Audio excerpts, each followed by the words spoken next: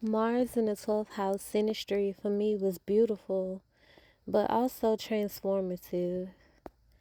When I actually looked at the layout of the chart and how it would play out, I looked at Mars in the 12th a little too late.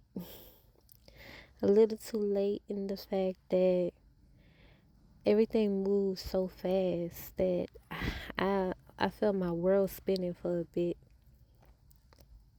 I realized that aspected the moon, and it was in a house that was a water house, so already I was like, you know, feeling the waterworks all over. That can be like crying, or it can be like, when you're doing the dirty, a lot of waterworks down there. And that's the pull that Mars and the 12th house have, especially if you two are like holding hands, walking along somewhere where there's water. You'll feel yourself elevating, the closeness. And but the thing is, Mars is like, it's fast in the beginning, but it slowly fades and dies down. You have to look where, if it's in Aries, or sometimes even Mars and Pisces. I feel like Mars and Pisces and the 12 is one of the main things that are kind of hard.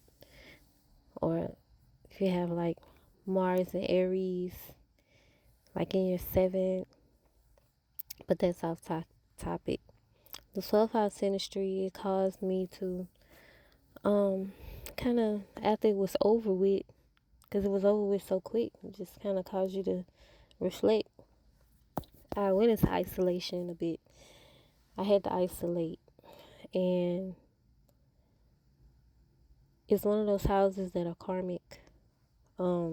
If you really know how to do the work, if you can work with things like that, you'll use it to elevate. Like, there's no bad synastry that is true, because we all make agreements and things like that. But like I said, if you're wise, it is wise to look into the chart and see if there's something that you really want to deal with.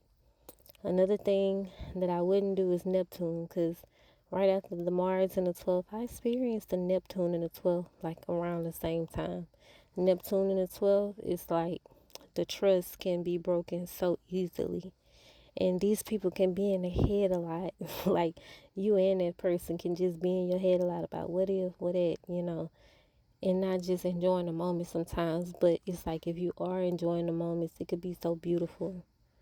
But Neptune in the 12th house is heartbreaking, because like, sometimes it can be like you just imagining this most beautiful life, and then other times it's like, another person is feeling pessimistic, and so it never like truly goes on the same page.